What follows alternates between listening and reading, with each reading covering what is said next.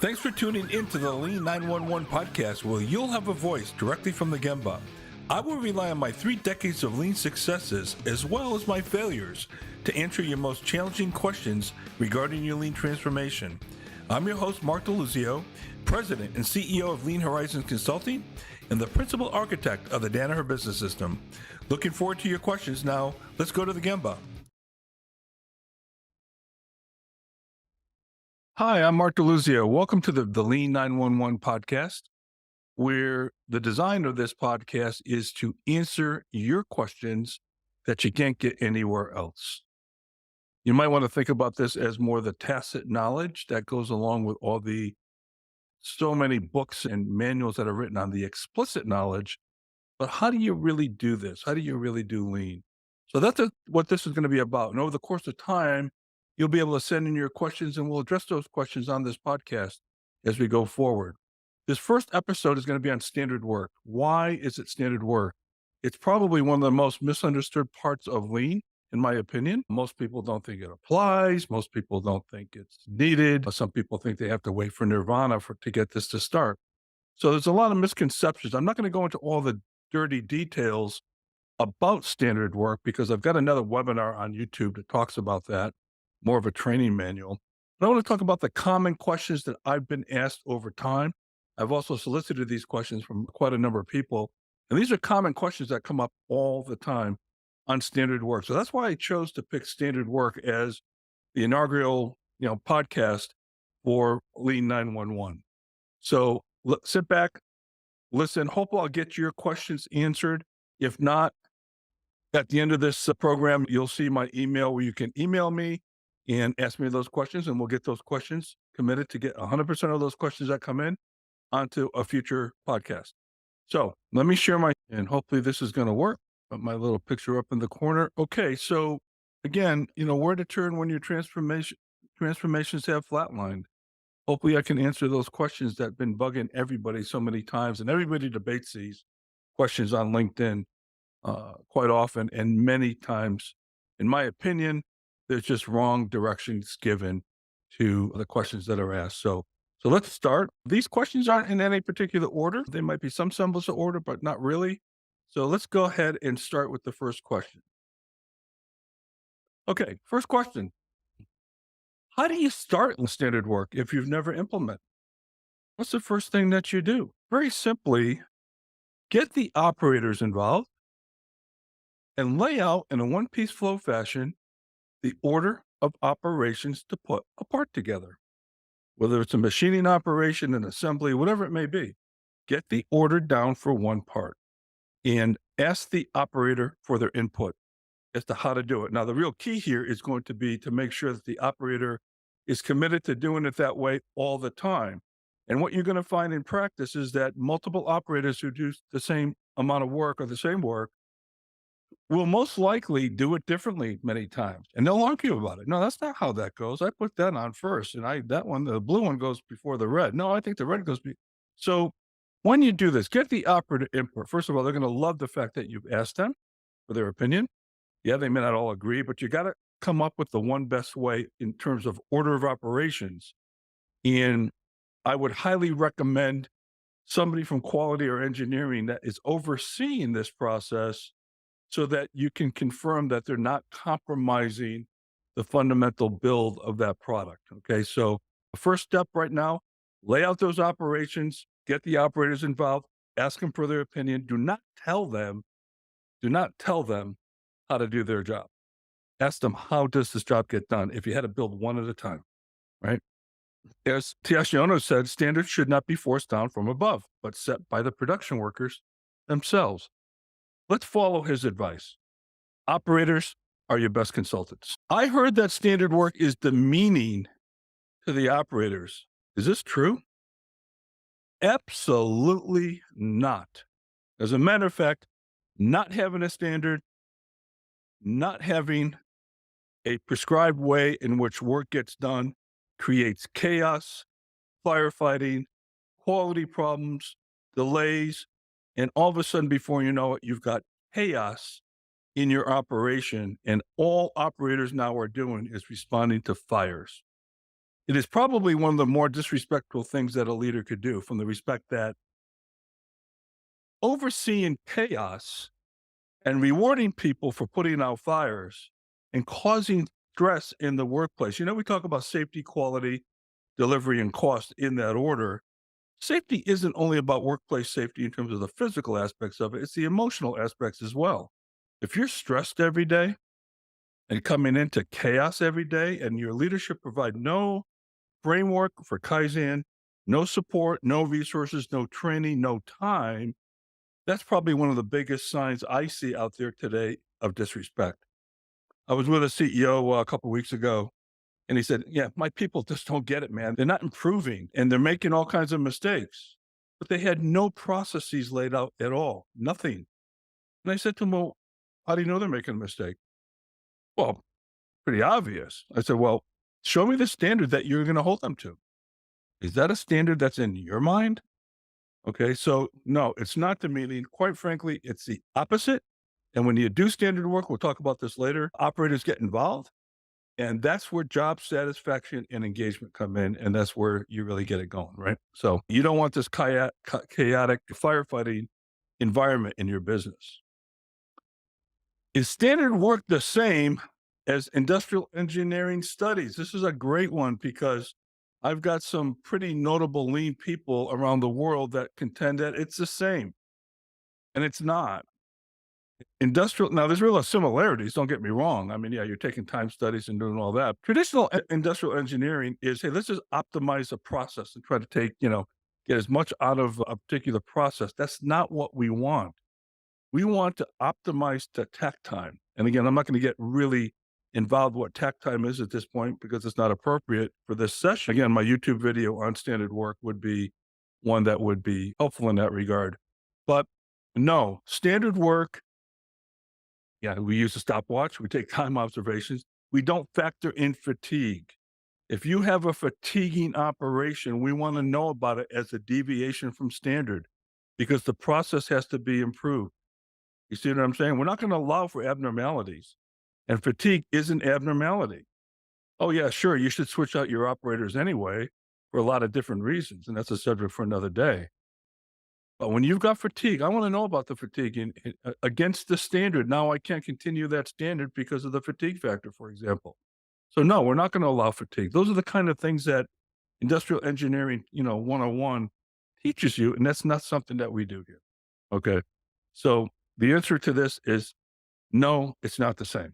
And you'll get a lot of people argue with you on that, but no, it's not the same. We are a high mix, low volume business. Standard work only applies to high volume, low mix businesses, correct? No. How about that for an answer? No. As a matter of fact, the Toyota production system was conceived because it was high mix, low volume.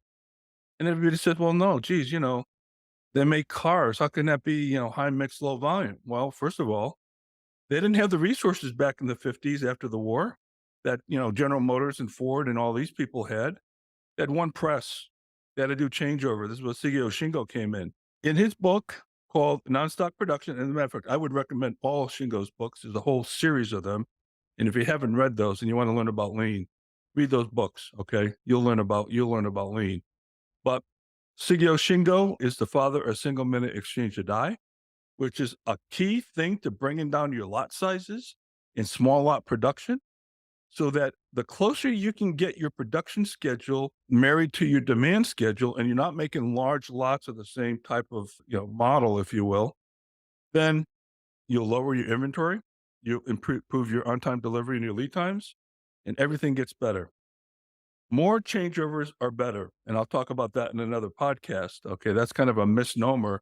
Like, geez, we want to avoid changeovers. No, if you're doing MRP, EOQ, economic order quantity type of production, yeah, the math says avoid changeovers, not in the Toyota production system. Okay, so even Ono, way back when, said the Toyota production system is the antithesis of the American style mass production. So absolutely not. If you're a high mix, low volume, the only reason you got problems is because you're not flexible. You haven't learned how to change over. You don't have standard work, so forth and so on. Okay. So that's a pretty easy one for me to answer, but it's a big, level of confusion out there today. Shouldn't we wait to stabilize our production and fix the problems before we institute standard work? This is a beauty because this happens all the time. Yeah, we got to stabilize first before we can put something in that's going to help us get better. It's like the guy going to the doctor, and this is the analogy I use. I can't go to physical therapy until my shoulder gets better. Are you kidding me? Wait a minute. It's the physical therapy that's going to get you better. All right. And that's a standard work. Standard work is a tool to help you draw a line in the sand as to the one best way at the time. And I didn't say perfect. That doesn't mean that one best way doesn't have waste in it, but that one best way to produce a product or a service or a document, whatever it is, a repetitive operation, that one best way is what you measure yourself to. And you're not always going to hit that standard. You're going to have issues. You're going to have quality problems. You're going to have all kinds of different issues, machining problems. Well, I want to know about these problems against that standard. Once I know about these problems, I can prioritize them as future Kaizen events to get those issues out of the way. So absolutely not. And by the way, you've got to ask yourself, and I've asked this question all the time. You've been there for 5 years, and now you're talking about, well, wait a minute, we got to stabilize first. What have you been doing in the last 5 years? Why haven't you stabilized already? I'll tell you why you haven't stabilized. Simply because you haven't done standard work and Kaizen that goes along with it. Right? They go hand in hand. So don't fall for this one. Don't let people delay standard work because they say we got to get our issues out of the way first. It's just mind boggling that the logic out there is such, right? So, and by the way, that's probably one of the bigger ones that I get all the time, right? This is a cute one. How often should we do standard work? All the time? How's that for an answer? All the time. It's standard work is a verb, not a noun. It's not something you did. It's something that you do on a daily basis. You work to the standard all the time. And then at, certain amounts of time, you take a step back and say, we're going to do a Kaizen now and address the issues that did not allow us to adhere to this one best way. And by the way, the one best way, and I talk about this in my standard work YouTube video, the one best way is actually observed. It's not fabricated. Actually observed the part being put together in a certain fashion in a certain time and all that. And it's not like you fabricated this. I think this is the way it should be. No, you've observed an operator.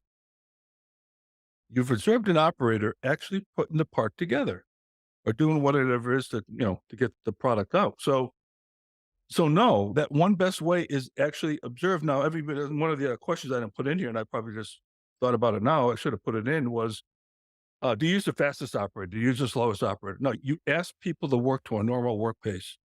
Normal. You don't want people knocking their socks off because it's not sustainable. You just want a normal work pace. You don't want people to go crazy. As a matter of fact, I've told operators to slow down. Some people speed up when they get time. As a matter of fact, a lot of times I'll have another operator time an operator. It's a lot better than less threatening that way. But I'd actually ask people to slow down. Say, no, are you going too fast? That's not sustainable. Interesting story, by the way. I'll tell you about that. I was in Arkansas. It was in the summer, hot, muggy, hot. And the production started at 6 a.m. And this one guy, I remember his name was John, young guy, young kid, about 20 years old. He was working, he was going so fast. And I said, "Hey, John, you got to slow down, man. You can't keep this pace up." He says, "Mark, I'm trying to get my work done because by 11 o'clock in here, it is so hot, I can't work anymore." Wow. Are you kidding me? So what did we do? We actually invested in air conditioning to cool off the plant. That plant got up to 120 degrees. That was totally disrespectful to the people in that plant, right? Oh, yeah, by the way, everybody in the office had air conditioning. Okay. So I made a move out to the shop floor.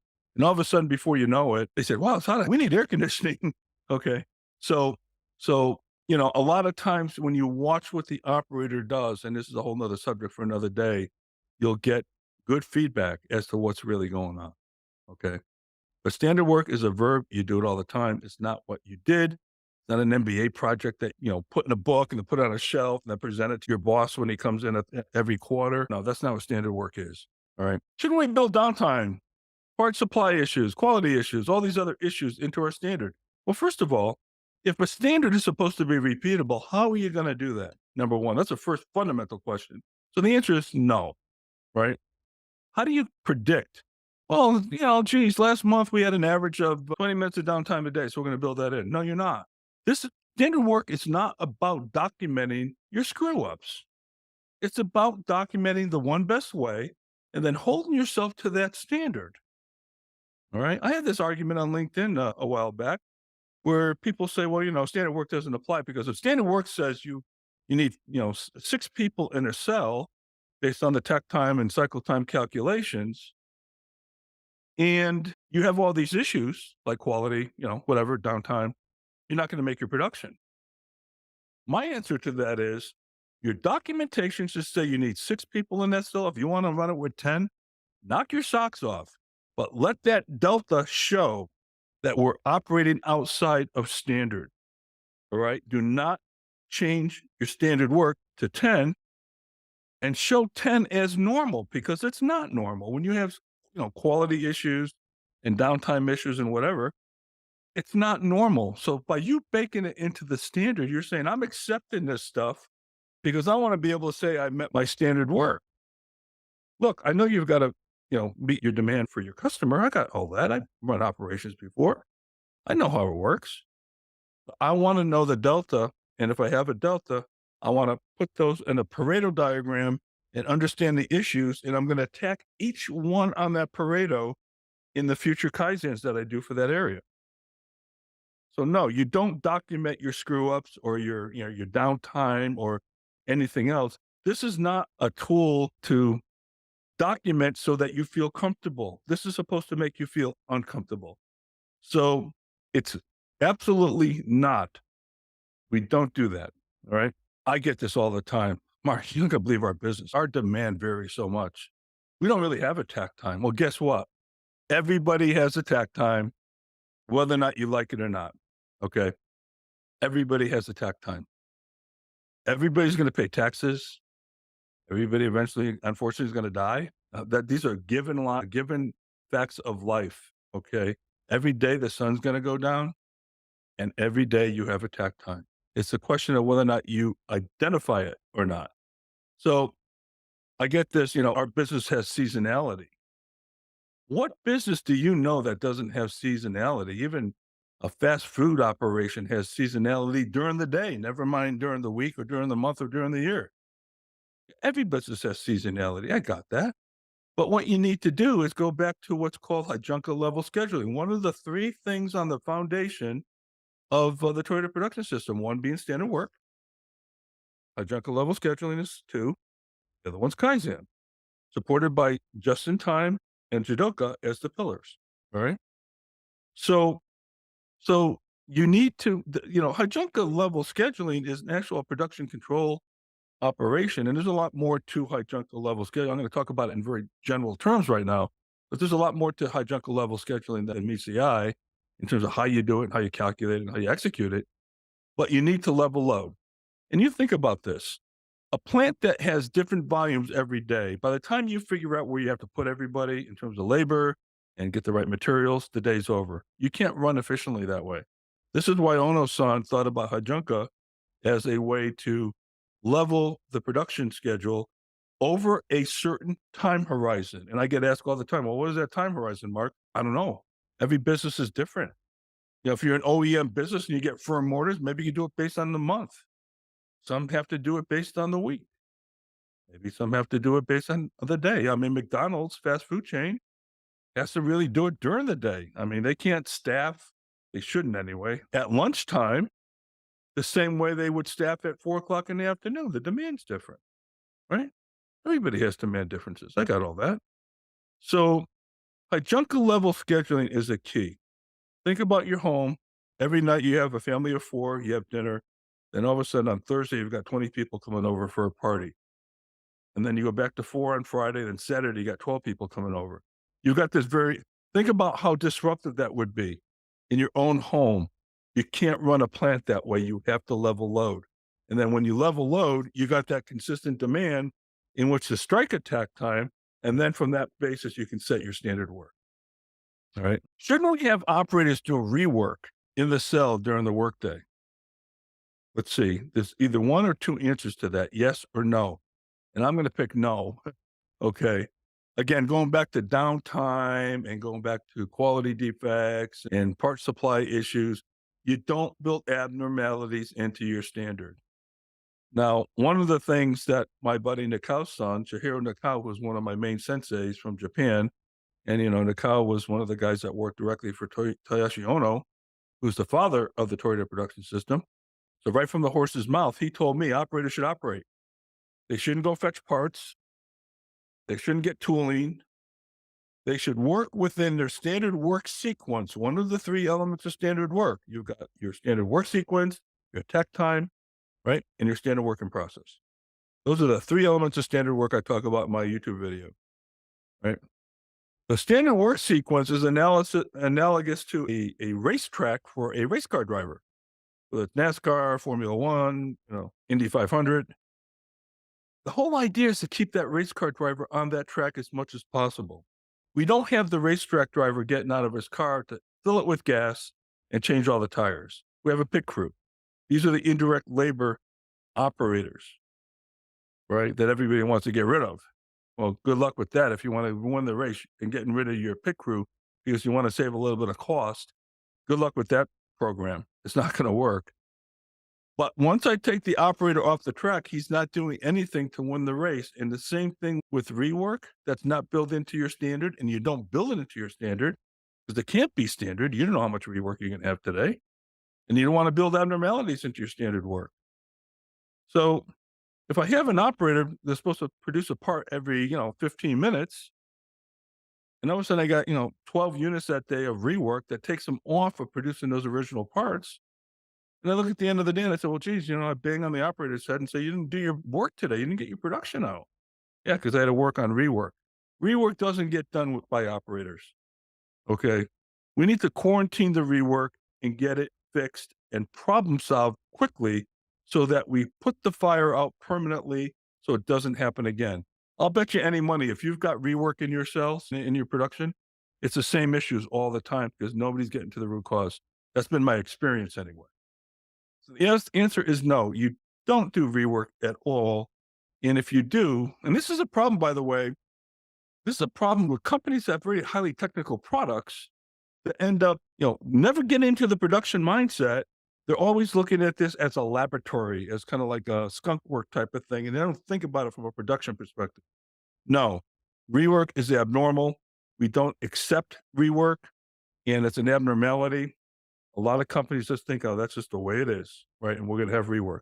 The answer is absolutely not. Why is standard work necessary? Again, I go back to, the people I've talked to who just get into this. What is it that you're changing if you don't have a standard?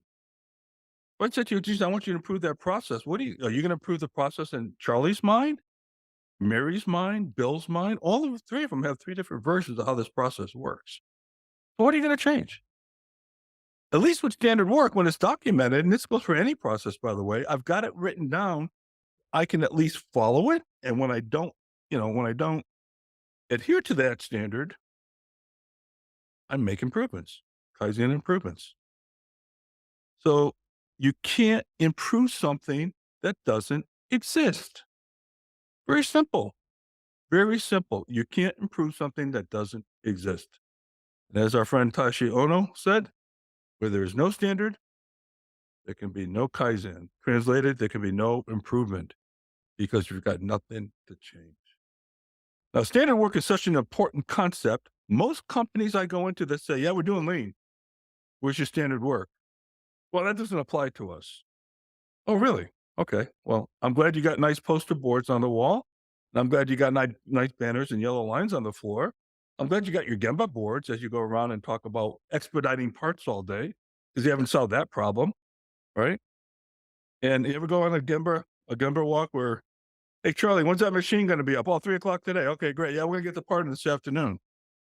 Hey, Bill, did the supply get back to you yet on the rubber gaskets? Yeah, we're going to get those first thing in the morning, 7:00. Oh, okay, great. That's a Gemba walk. That's not a Gemba walk. Okay, we'll maybe have that discussion some other day, right? But that's how they work. They're more expediting meetings than anything else. And everybody walks along on these meetings thinking that they're, you know, they're bought in and they're showing everybody how bought in they are to lean. Meanwhile, they're walking through a sea of chaos and nothing's getting done. But Nikao said to me, one of the first things he said to me when I first met him in 1987, he said, if you don't understand standard work, you will never understand the Toyota production system. Standard work, that's why I started out with this as number one, and it's a real key. Okay, so thanks for visiting. I hope this helped answer some of the questions that you have. It probably raised a ton more questions, right? Please email me at mark@lean911.com, and I will make sure that we get answers back to you through this podcast and get those addressed as we go forward. I'm sure there'll be 3 or 4 more podcasts like this that has to do with standard work. So thank you very much for the first episode, and I hope to see you on future episodes. God bless.